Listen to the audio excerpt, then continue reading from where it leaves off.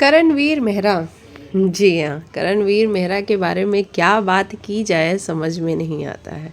Show में जब वो आए थे तो लोगों को बड़ी उम्मीदें थी करणवीर मेहरा से।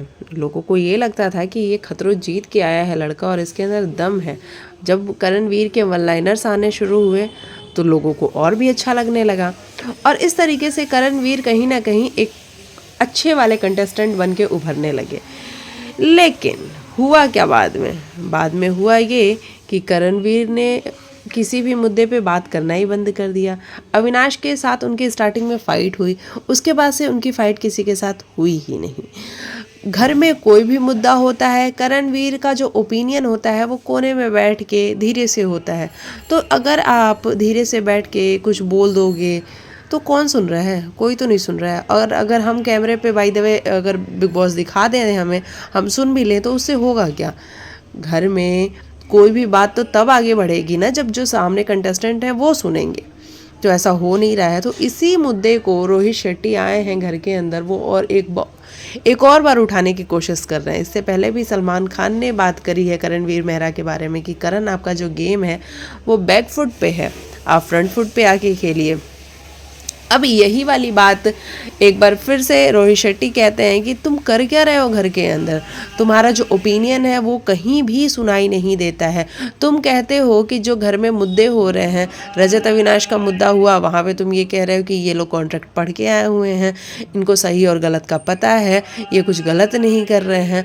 लेकिन जब सारा वाला मैटर हुआ तो सारा तो वहाँ पे सारे रूल को ब्रेक कर रही थी, तो वहाँ पे भी तो आपका एक ओपिनियन होना चाहिए। जहाँ पे रूल ब्रेक नहीं हो रहा है वहाँ पे ओपिनियन नहीं है आपका, लेकिन जहाँ पे रूल ब्रेक हो रहा है वहाँ तो आपका ओपिनियन होना चाहिए ना।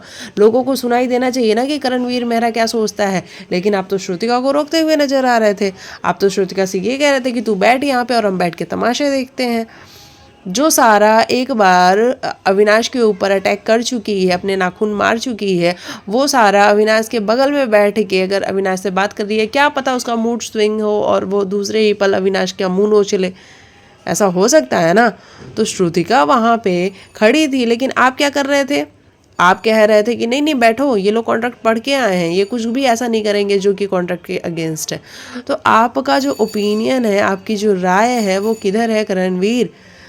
आप जब खतरों जीत के आए थे तो लोगों को बहुत उम्मीदें थी आपसे। खतरों में आपने बहुत अच्छा परफॉर्म किया, लोगों ने देखा और लोगों को आप पसंद आए। लेकिन यहाँ क्या कर रहे हो? यहाँ अगर अपनी राय रखोगे ही नहीं, बहुत से ऐसे मुद्दे होते हैं जहाँ पे लोग आपकी राय का इंतज़ार कर रहे होते हैं।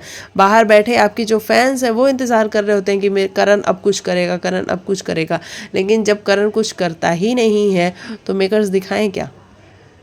तो ये वाली बात बड़े ही प्यार से रोहित शेट्टी जो है कि समझाते हुए नज़र आ रहे हैं, या फिर ये कहें कि करणवीर मेहरा को एक और बार एक्सपोज करने की कोशिश की गई है कि करणवीर मेहरा, आपसे कुछ हो नहीं रहा है घर के अंदर।